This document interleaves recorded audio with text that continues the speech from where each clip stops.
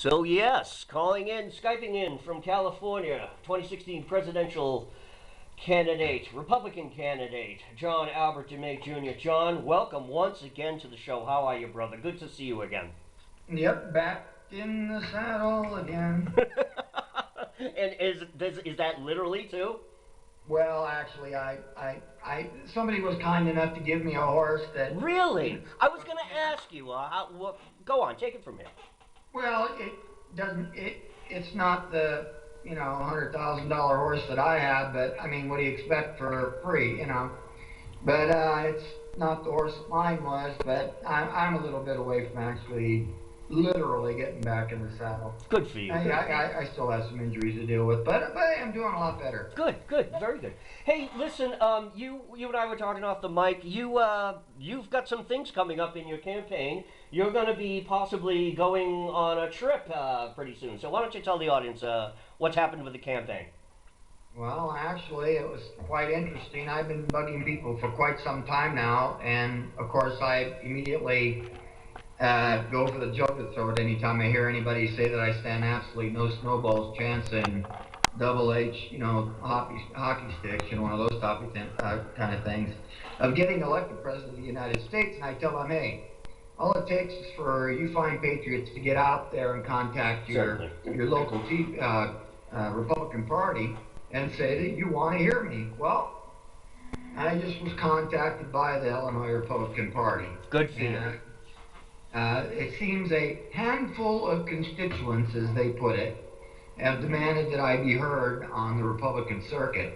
So I will be seen very soon near just about everybody who wants to see me before too long. Good, good. And there was somewhere else too. What was it? New York? No, New Hampshire. There you go. Who contacted you there? Well, we'll see what happens. Now it seems like the dam has opened up just a little bit, and I think they're starting to realize that perhaps maybe citizen candidate is what we want to go after. It seems that every single candidate that's out there now, I guess there's a dozen or so right now, that each and every one of them has something wrong with them, and somebody has something bad to say about them. And of course, I'll put a caveat on that, with the exception of Donald Trump. But the thing with Donald Trump is that he represents the epitome of corporate America, which in fact probably 90% of the people out there in America are dead set against the corporate takeover of America. So it seems like sort of like hypocrisy to the 10th degree by trying to elect somebody that is a corporate elitist. Right. That isn't going to, he's not going to risk a single penny of his $1 billion to get elected. And I really truly think, because I've been keeping track, I've been in the trenches, I've been digging all the dirt up on everybody that there is, you can imagine. I'm not an actual muckraker, but I definitely, do find out things about people. But in all due respect to everybody out there, Donald Trump is a shill to get Hillary Clinton elected president of the United States. You think so? You think he's a throw-in to kilter the election? You think so? Huh? He's John McCain. Okay, that's what Trump is. And people can ridicule me and say whatever they want, but I'm going to have the last laugh on this one, folks. I can tell you that right now. The anointed person right now to be president of the United States, and the deal was struck in 2008.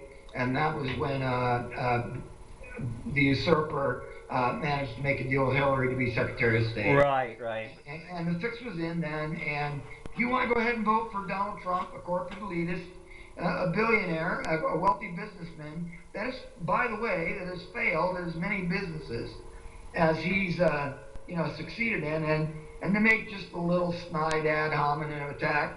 You'd think with those billions of dollars that he's got that he could, he could afford a lot better toupee than he's got. You think that's a toupee? I think that's his real hair, for crying out loud. That's his real hair. Embrace it. I mean, my hair is curling from the top of my head onto my back. It's like, it's abandoning me. But no, actually, my hair has stopped thinning, and I've been in pretty, stable mode. So you gotta admit though, Trump is he's shaking a lot of heads, and he's definitely stirring up the pot. I do think it's very interesting though that immediately Um, Everything about him has become nothing but negative press. The Of only course. positive press that I see about Donald Trump is when Donald Trump himself puts something together. When I've got a bunch of his stuff on my show pages. Everybody's seen the stuff that he's put out on YouTube. The speeches that he gave, he did one in Las Vegas. He did another one, I think, in Arizona it was. And again, he did one where like 15,000 people showed up. And no, but again, like I was saying in my blog piece earlier, these things never become the discussion. It always seems to be some sort of no, pay attention to this, pay attention to that thing that he said about Mexicans bringing in their criminals. But that's all I'm seeing. I'm seeing nothing but negativity, and you got to admit he's at least making waves. Well, here's the deal, and I'll challenge anybody out there listening right now. Go to my campaign site, where in 2005 I've been saying the exact same things that Trump is saying and a lot of the Republican candidates out there. Right. It seems like what they've done is they've actually have a pulse or even a hotline into my campaign site, and they're plagiarizing the things that I've been saying all along. You think so, huh? Wow. I mean, come on, you've known me since then. I mean, how many times have I said, that illegal immigrants are out of rebellion? Not a rebellion, a invasion of the United States. It is. I hostile foreign nation. Okay, I've done that. I try to explain to people the nature of our jails being filled with, illegal immigrants being, criminals in our jail systems. And then I'll put another thing to you. The reason why we have a whole plethora of candidates out there that are unconstitutionally eligible to be president of the United States, i.e. Cruz, Rubio, Santorum, Jindal, just to name a couple, is precisely because of our immigration policy. We've let everybody and their grandmother in, and we haven't even bothered to make sure that their parents became citizens before their children ran for president, which makes them ineligible to be president of the United States. And we have no blame but ourselves. Because we've had this problem with porous borders. I mean, obviously, that whole national identity that we're supposed to have, that any nation is supposed to have, because that's dissolved away, everything has become loosey-goosey now as far as the rules and regulations are concerned, aren't they, sir? Yeah, of course. Let's be truthful. The illegal immigrant problem, the way I would deal with it immediately is to deport every single one. I don't care what nation they come from. And hopefully, if they do get amnesty, that they're going to have a list of all the illegal immigrants that I have to hunt down and deport.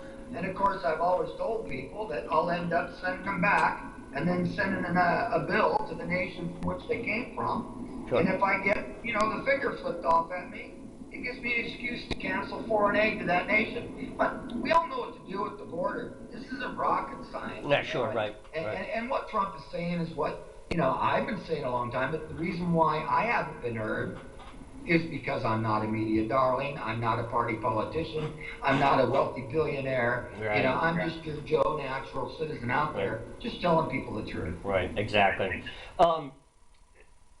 When it comes to getting name recognition, too, how was it that you were able to make this connection with the Illinois Republican Party? What things were set in motion? How did that come about? Well, really, right now, I haven't had a chance to ask the people that are, really involved with it, but it's my guess is that since 2005, I haven't wavered one little bit in my convictions and what I'll do, for America. Do you think that you're going to hear out of Donald Trump, seriously, that he is going to end the Federal Reserve the second he takes office? I don't think, I know, he hasn't talked about that, right? Penny, okay? Right. You're not going to hear something like that. Right. I heard Jeb Bush today up in Frisco. He was up there and he was asked some questions, and they were just, then asked a question like, what are you going to do to help us out? And he says, I understand your problem, and we're going to work on that. And that was the extent of, that's the only plan they have. What the hell kind of an answer is that? No, well, seriously, it sounds like I'm being flippant, but it's almost like when the teleprompter went out on Sarah Palin. It's like they go blank. and they forget what they're there for. Well, I don't need a teleprompter to tell you what's wrong with America, Exactly. or what I would do to fix it. I know what needs to be done.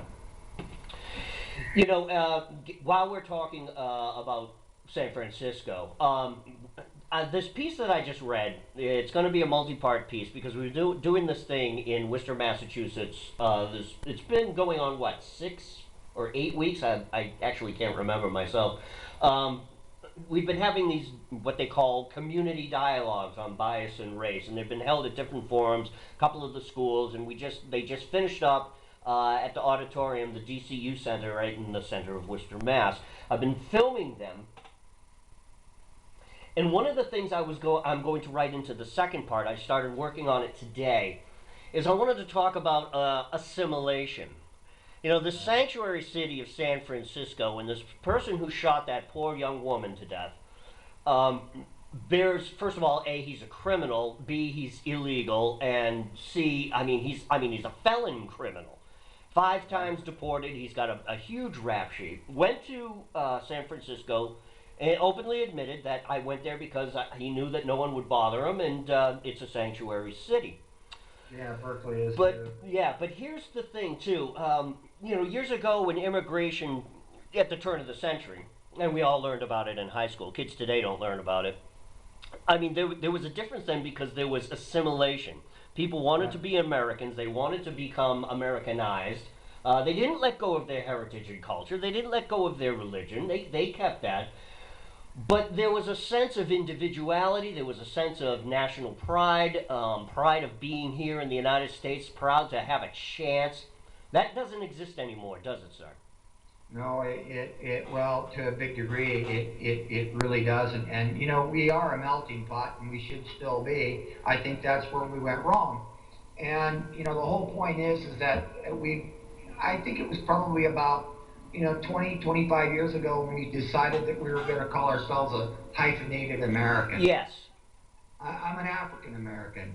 I'm a Mexican Right, American. right. I'm a Chinese American. No. What does a hyphen do? A hyphen does divide. It does. That's all a hyphen does. And a hyphen divides us. And really what we need to do is come together as one people. And I think that Obama and his cronies and the people that are in power to this very day, oligarchy that's in charge, has done more to destroy all the gains that we've made over the 150 years or almost 200 years since the Civil War in race relations. Sure. They've Right. destroyed them. Right. They've Right. destroyed them. And another thing too that you had just said it, you know, hyphenating your American, you know, putting your nationality first and then saying you're an American.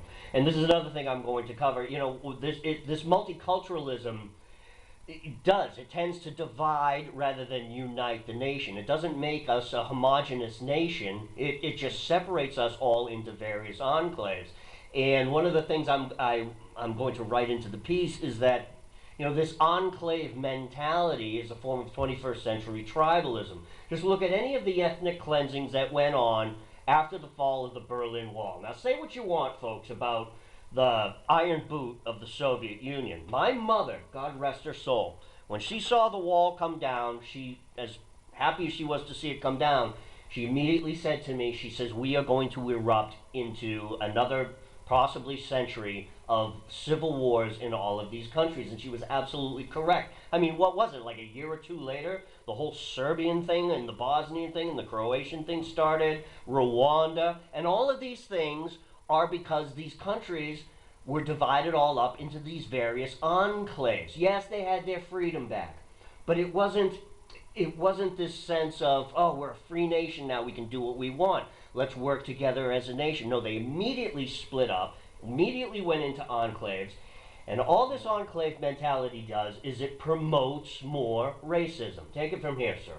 Well, of course it does. What it does when you separate yourself into ethnic groups, cultural or physical or whatever, what you've done is you've isolated yourself, and you're not a cohesive unit anymore, and you're not going to come to any common sense of what it means to belong to a certain nation, identified by a certain culture. I'm all for believing in one's cultural past. Okay. I can trace mine back to France, and also to Russian Vikings. Okay, my wife is the second generation Norwegian. She's sure has driven snow as far as Vikings go. As a matter of fact, I think she probably came from the Berserker. Would you piss her off? Yeah, well, I'm one of the peaceful Vikings. You know, in Russian, Rus means to row. You know, and then believe it or not, there are a lot of Vikings in Russia. But you're right. I mean, a lot of these, anytime when you get people dividing themselves into like enclaves or dividing themselves by culturalism or anything like that, then what you're going to do is there's going to be animosities. There's going to be some my culture's better than your culture, and that's why our founding fathers and really, I guess, we've had a couple sessions of mass immigrations in the United States before the one that took place in the early 20th century. I can think of the other big one came right during the Civil War when the Irish got off the boat and Sure. Abraham Lincoln immediately sent them down to the South to go get their hind ends shot off by some Southern rebel that they didn't have a clue what they were fighting over. So, I mean, but even back then, people wanted to be part of America. And, it wasn't that they were glad to go down there and fight, but they did willingly, for the Union. Right. And or they didn't have the $300, to keep them out of the Union Army, Sure. like a lot of the rich elitists did during the Civil War. But we're historical revisionists that's obscene in this country, and God, where you put a pinpoint on where you really went wrong. I guess the victory goes to the spoils, and the socialists seem to have won out right now, and us conservatives are having a hard time righting the wrongs Right. that the victors. And a few weeks ago, that's funny that you say that. The socialists seem to have won. I used the term, we're in free fall now. I spoke to Patrick Wood and Mark David Shaw a couple of weeks ago on the show, and I had mentioned that to them, and they concurred that it's before, okay, you could see something in the news and you could say, wow, the liberals, wow, they've taken over another city, wow, they're getting another law jammed down our throats. It's like, when's it going to end? When's it going to end? And back then I was saying, I think we're going beyond critical mass. And it happened with this. I saw it go over the cliff with this Confederate flag issue. As soon as that stupid retard kid shot up that church, the immediate focus was on one, I don't know, YouTube or Facebook thing that he put on where he's burning the American flag, and then he's in another picture, he's holding on to a Confederate flag. Personally, I think those photos were invented. I think they were photoshopped. I think they were invented to create this hysteria. But at no time, again, what I said in my blog piece a moment ago, that never becomes the discussion. Immediately, it turned to all about race. The kid was a racist, therefore we have to remove these symbols. Nobody's talking about the fact that the kid is A, mentally ill, and B, he's been on these damn SSRI drugs that you and I have talked about on several different interviews, all these whacked out drugs that the doctors are putting these kids on now today. That's why he did what he did. He was mentally unstable and he was whacked out on drugs. But here we're now in free fall. Governor Haley, as far as I'm concerned, is a turncoat. She signed the bill in South Carolina to have the flag removed, and now you see it all over social media. There's everybody running around ripping people's flags down, and that's theft and vandalism. Take it from here, John. Well, let me tell you what, and here's what I think about that whole thing. And like I said, it is historical revisionism. I blame it on the dumbing down of America, because I can give you some facts right now that would probably shock you to death, and they are verifiable. These are verifiable facts. Okay, I'm not going to cite anything. Anybody can go and find their own citation because it's a fact. It's easy to find. Sure. But during the Civil War, less than 6% of the whites in the South owned slaves. Okay, that's the height of the slavery. Sure. Okay, that's a fact. Most of the people were poor. They couldn't afford slaves, right? At the height of slavery, there were more white indentured servants in the South and in the North than there ever was in the South. Okay, more than slaves. They doubled the amount of slaves. An indentured servant is somebody that gets paid nothing to work as a slave to pay off a debt. Okay, folks, that's all they are. They're a slave. They might, to all intents and purposes, they're a slave. Okay, they don't have their civil rights and liberties and all that kind of stuff. Blacks then, or their slaves didn't. Okay, but here's another historical fact for you. The most feared, the largest slave owner, the one that actually bred slaves for the market, was a black man, freed black man, called Ellison. Yes. Okay, and that guy was beating people like you can't imagine. He was the biggest. Okay, so what was the Civil War fought over? Okay, it wasn't over slavery, folks.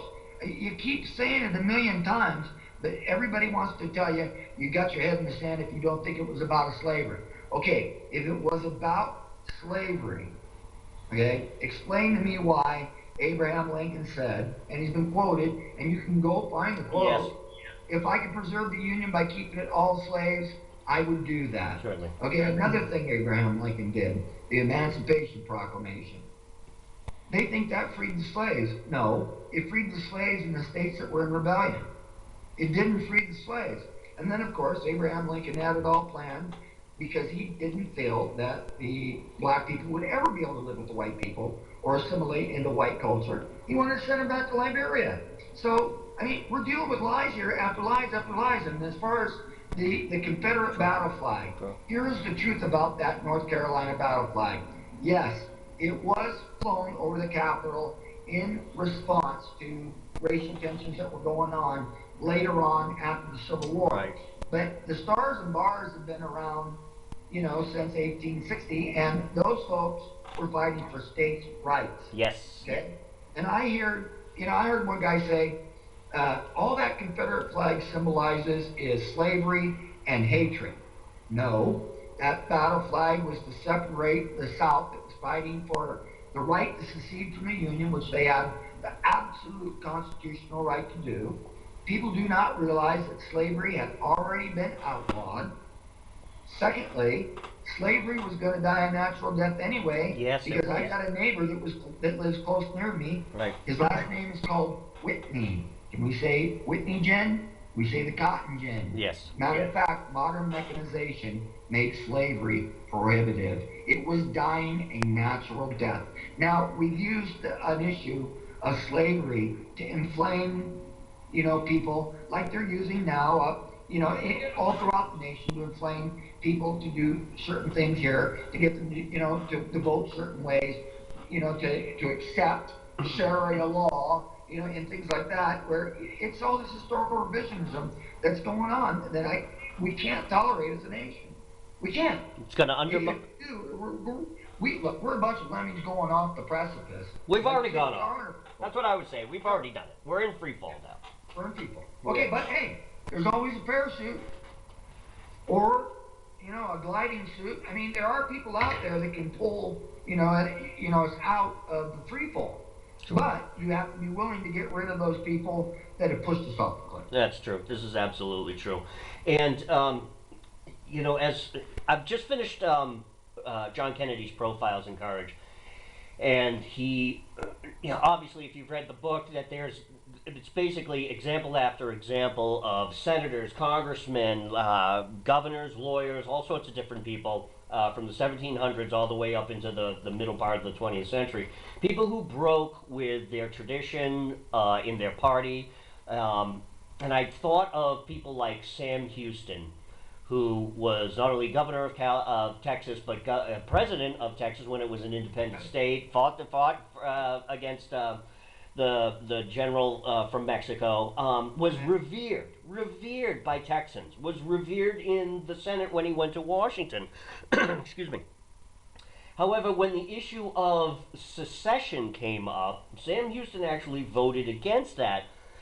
Now, he was drummed out. He never served again. He was basically drummed out, went home to Texas, and just lived out the rest of his days. But the section I read in Profiles in Courage was how he was just completely excoriated by Texans and everybody else in the South And what people fail to realize when they start using these terms of, oh, the South is racist, and oh, yes, these people voted to secede, and these people voted to keep the Union alive rather than fight and end slavery. You've got to understand, folks, that at that time, the debate was so heated. The potential for splitting up the country was right there in their face. It was frightening. It was scary. And people, senators, our elected officials, voted overwhelmingly, time and time again, to keep the Union alive for sheer survival. It wasn't because, oh, I'm a racist and I want to keep them niggers down south in the cotton fields the way they belong. It had nothing to do with that. It had everything to do with keeping the Union together, keeping it strong. We were moving out west. There were also foreign threats. Because even though in 1840, 1850, 1860, Britain still had their eye on us. They were still up in Canada. They still had their eye on us. And as soon as they found out that the South had seceded, who did Britain side with? The South. So there were huge threats going on at that time. Again, John just said it. You want to look at historical facts? Go look it up. I don't need to cite my sources. It's all right there. Well, California itself was similar to Texas. It was owned by the Mexican government, and of course Spain had owned it before them, but they could never control California. Well, understand that England had its eye on California. What they wanted to do is combine California with Oregon and control the entire Pacific coast from the Rockies all the way to the Pacific coast, and then be able to control the trade with China and all that stuff. As a matter of fact, they offered $15 million, and they had clandestine embassy staff running around all over Mexico dealing with, I think the guy's name was Herrera.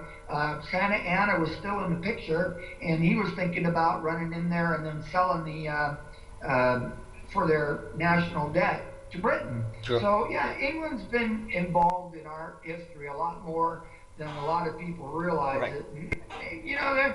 They're good allies right now, but back then, you had to really keep a close eye. It was a completely different political paradigm back then. Absolutely. Absolutely. And you can't, again, my mother, God rest her soul, my mother studied history and took up a teaching career in teaching history. I grew up with all of this stuff. This is one of the things that helps me do this radio show is I've got this knowledge, and I've got a huge library of history books myself. You can't use modern viewpoints to pass judgment on people, events, places, things that happened 100 years ago, 200 years ago. A completely different mindset was in play back then. And besides, it's in the past, it's gone, there's nothing you can do about it anyway. I don't know a single slave, and I don't know a single master alive. Exactly. I don't know a single one. Exactly, right. Well, I mean, except for the American people being slaves to a strong federal government, because that was the eventual outcome of the Civil War. Yeah. It was the creation of a strong central government, and even the Ku Klux Klan, everybody says, was formed to fight or to get retribution from the blacks down in the southern states, and that is a total flat-out lie. Sure. The Ku Klux Klan was designed to go after the carpetbaggers and the people that were raping the South and stood. Look, yeah, like you said, we all know about what happened in the past, but here's the deal. We can't forget what happened in the past to understand what's being applied to us in the future. We have a strong central federal government now. Our nation was never, ever, ever decided that it would be formed in that way. It was supposed to be a conglomerate of states that came together for protection, for mutual protection, and for them to get along so they could conduct commerce between each of the states. We would have a weak central government that was in charge of 18 specific things to do. Anything else belonged to the states. Any state that wanted to secede from the Union had the constitutional right to do so, and that for anybody, Abraham Lincoln or anybody, to say that they had no right to secede from the Union is a flat-out liar. Certainly. And historical revisionist. Now, it happened, it's over, okay? We're a united nation. We don't have slaves anymore. I got to the point where I really don't look at a man's race. I really do look for his character first. Right, I don't give a damn either. What I'm seeing is, I hear people, I turn on my internet and they got a picture of this one black woman wiping her hind end with the United States flag. I mean, if I came across that, I would shove that flag so far up that she'd never be able to pull it out. Yeah, and it doesn't matter what color she is. It doesn't even matter that she's a woman either. I mean, I it's. don't know. That Oh, didn't matter to me now, but it did make me mad because she turned a non-racial issue into a racial issue. right, exactly. I was just gonna say it's downright silly and childish, in my opinion, as well, too. Unbelievable. Unbelievable. This is Yeah, what I we're know. dealing with, though. It's almost like we're dealing with children. Children having little hissy fits. The only problem is that they vote, they spend money. So what I said in my blog piece, it's like these people are organized. They have groups. They have politicians in their pockets. They're setting the agenda, and this is what I mean. It's agenda driven. Never about parity. Never about equality. There's always the next step. It's about control and power. Is what it always is. Why does that happen, though, John? I mean, just I don't know your opinion. I mean. Why can't we look at a situation, look to solve it, make things better, and then move on? Why does everything have to become this big agenda and just keep going, keep going, keep going, Simple. keep going? It's very simple. Absolute power corrupts absolutely. Yeah. Okay? We've got a government now, a strong federal government run by 1% of the population in this country. They are a bunch of elitists. They are career politicians. They are attorneys. They're wealthy businessmen. And what are we doing right now? We're running out there, the Republicans, trying to support a billionaire, a wealthy businessman that's failed as many times as he succeeded. Okay? Look, you're not going to get change in this country if you keep voting the same people in. It's not going to happen. If you keep voting these elitists in, that's all you're going to have is elitism. And that's exactly the reason why we've got the political system we got right now. Hey, throw a few of us citizen candidates in there, like our founding fathers intended, we'll shake up the tree, and we'll have our nation back. Certainly, right, certainly. The thing that always blows my mind is when you look at the polls, and they already say that, well, now, according to the polls, Donald Trump has taken over the lead of Jeb Bush. But instantaneously, as soon as, even before Jeb Bush announced, polls were already putting him in the lead. They were already putting Hillary Clinton. It's going to be a head-to-head with Hillary Clinton. We're not even into the real proper election itself yet, and they've already predetermined the winners. And here's my admonishment to the audience and to America itself. I mean, if we wake up on Wednesday morning in November after Election Day, and we find that it's either Jeb Bush or it's Hillary Clinton as the president. I'm telling you, the thing. We already know it's rigged. We have our conspiracies about it. That will be the final nail in the coffin. Too. It is rigged. It is totally rigged. What fruitcakes? Yeah, what fruitcakes elected either Jeb Bush or Hillary Clinton? How stupid are these people that this happened? I don't think America is that stupid. That's what I mean about that's how you'll know it's rigged. It was already planned. Well, I don't, here's what I see, and, I took a playbook out of, Obama's, a page out of his playbook, for running a political campaign, because I'm not a professional politician. I'm somebody, that's, okay, I've done a lot of things in my life. I've got a lot of things under my belt. I've been president of Little League Associate. Okay, that means nothing. But as far as running the nation now, I'm looking at what's going on and how it's rigged. Look, we know what's going to happen. I can tell you right now. Are we going to have a monarchy? We elect Jeb Bush. Yep. Why don't we just switch over to a monarchy? Okay. Sure. 3 Bushes within a century and a half is too many. Okay. That's the first thing. Hillary Clinton, can you say Whitewater? Can you say Benghazi? Yeah. Waco? Vince Foster? Ruby Right. Ridge? Can you say these things? Because, ladies and gentlemen, that woman deserves to be in prison. Oh, talk about prison. I laughed my head off today. A little anecdote. Today, Obama made history. The first sitting president to visit a federal prison. He went to a federal prison and visited. And you know what he said? Listen, folks, you've got to admit, a lot of us, including me and you, have done the same things these people have done, and they're in here. Oh, is that right? They're in there for drug dealing, for murder, for all that kind of stuff. You've done these things, huh, Barack Obama? On top of that, what I said is I let's did not see let him that. come visit it. Let's give him permanent vacation there.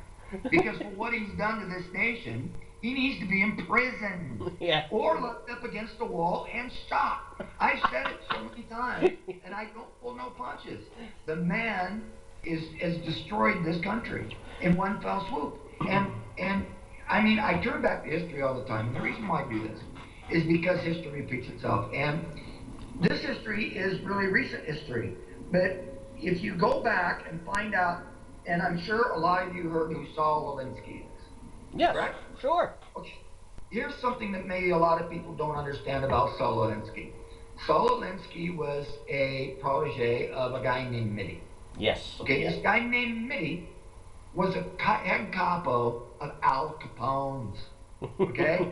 Al Capone used this Right. Mitty to figure out how he could buy off politicians and stuff like that so they could end up getting their crime done Yes. without interference from political influence. Okay, now, who does Saul Alinsky pick as his protege? Hillary Clinton. Hillary Clinton. Hillary Clinton came up with the idea, hey, why are we stopping at the government officials? Why not instead doesn't the federal government take over and we'll run the whole thing?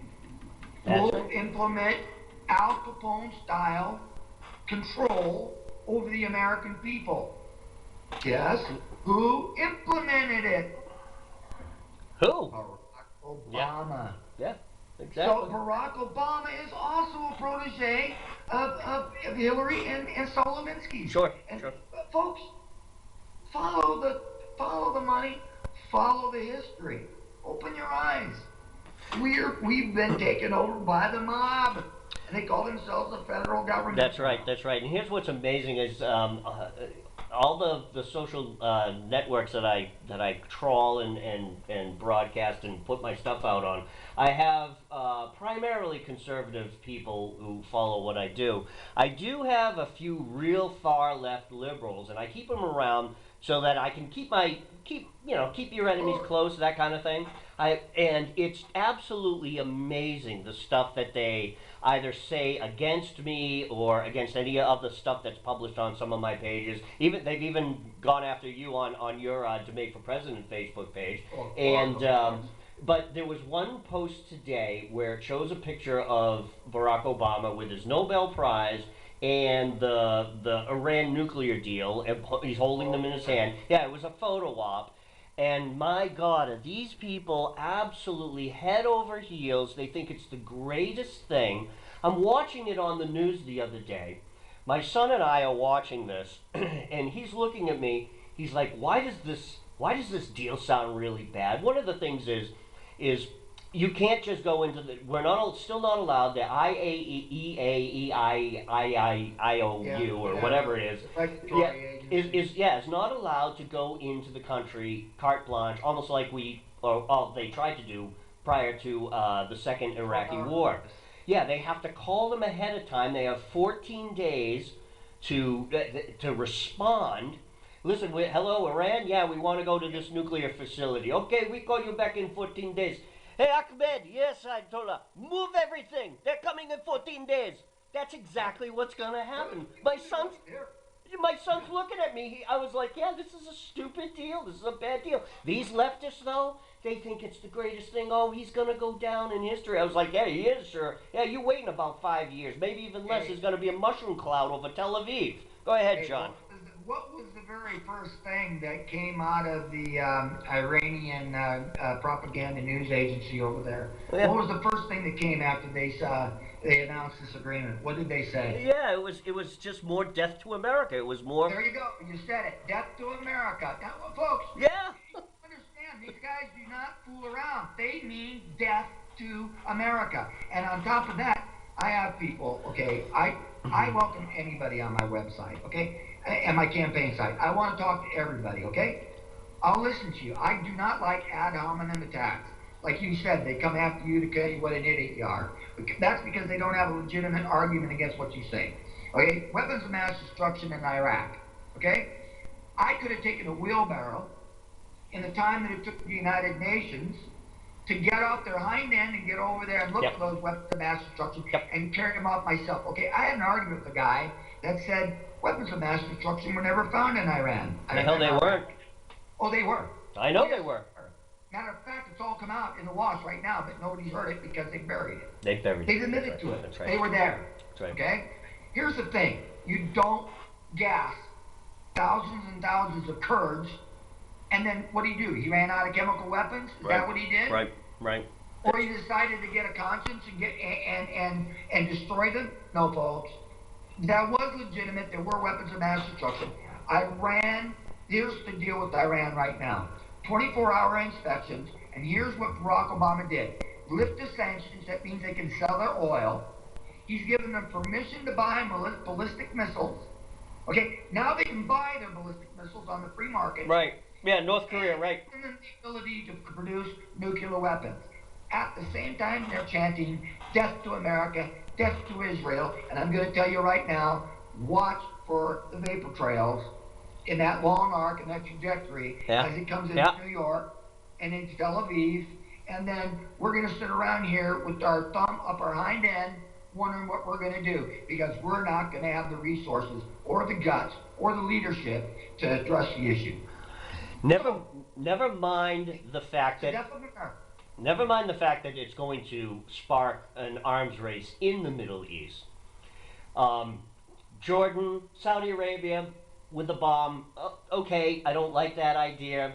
I would rather see Jordan or Saudi Arabia with the bomb than I would rather see Iran. The problem is, and this is what makes me worry about Pakistan. I mean, if Pakistan ever falls to the extremists, and it's goddamn close, I got news for you folks, they will use the bomb. At no point in time ever in the history of terrorism, look folks, I just told you, my mom was a huge historian. I read all the time to do this show. I read history books all the time.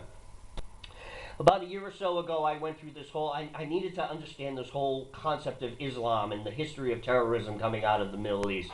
And one of the first books that I read was the book about, I forget the title, it's buried in my box downstairs somewhere. But it was basically about the Munich kidnapping during the Olympics. And one of the things that was talked about in that book is that the Palestinians and Arafat, all of these leaders had made it perfectly clear to Israel that they will stop at nothing. And even if they are defeated or go into some sort of peace treaty, all they're going to do is let sleeping dogs lie for a little while, and then they'll just wait for time to go on, and then they'll start it up again. And as time goes by, they get more weapons, more money, better technology, and they get more brazen. So this deal, not only is it a bad deal, all it does is lift the lid a little bit off the simmering pot so it can cool down. But I got news for you folks, that water's still boiling, and it's going to continue to boil, and sooner or later it's going to explode. It's if it's a cool down, it's 1 degree, and it's only going to last 12 days. I mean, the second they get sanctions lifted, the stranglehold is taken off upon them. No, not only do you keep those sanctions in Iran intact, you double them. Sure. I mean, you've got them down on the ground screaming uncle right now. Put the screws to them. Where are the pair between our leaders' legs? Yeah. I think they're all eunuchs. I think that they decided to work for the emperor in the Forbidden City, and they've all ripped them off and put them in a jar somewhere. Because the bottom line is there's nobody in Washington that is going to avenge us if a nuclear weapon is set off in the United States. Sure. It's not going to happen. No one's. It'll be interesting to see who would back the play. God forbid if anything happens in Israel, it'd be interesting to see who's going to back the play. Who's going to come to their side? Who's going to defend? And here's the thing. Rafsanjani said it a couple of years ago, a so-called moderate Islamic leader of Iran a few years ago. He even said it too. Yeah, really, is that a contradiction in term, a moderate Muslim leader? But basically what he said is that, one nuclear bomb will utterly destroy Israel, but I mean, they could wipe out Iran completely, and all it's going to do is harm Islam, because Islam's all over the world. The Middle East is rife with it. It's going to it's going to wipe this country off the face of the earth, and I'm talking about Israel. It's going to wipe them off the face of the earth. And who's going to back that play? Who's going to back up Israel? Who's going to side with them and make that ultimate decision? I know the person that would right now. Yeah, exactly, exactly. And listen, John Dummett Jr. is the only person I know that would back Israel 100%. exactly. I mean, if Iran even looks like they're going to pass gas, I'll turn it into a glass parking lot, and I'll tell them that right to their face, and be in no uncertain terms. I say, as much as you embrace your Islamic religion, I embrace my Christian religion, and as a Christian, I'm told that you are to not leave the Israelites alone, leave them be. Yeah. You know, and they're God, you know, supposedly God's chosen people. Stay the heck away from them. And we owe it. We're their best, you know, they're our best allies, really our only true allies in the area. Yeah, and this is true. People don't understand how important and strategic of a region Levant really is to America. Right. John, it's been fantastic. We're coming up to the top of the hour here. I got to let you go. I got to move on to the second half of the show, or the second third of the show. Website, John, give your number. Of course, when I produce the video, I'll put the website on the top so everybody can see it. Go ahead, John. I really appreciate that. Now, look, folks, things are really heating up for me. Everybody complains about, hey, we never see you on TV. You know, the parties aren't recognizing you and all that stuff. Well, that's just about ready to change, okay? So, I would advise people, come to my website. I got a regular presidential campaign website. It's very easy. It's just, www.dummett2016.com. It's very simple. Type in my last name in Google. You might have to scroll through about a couple hundred pages of Google results because everybody and their grandmother's talking about me, all pro, good, con. I have done a Google search. Yeah, you are. It is. John's right.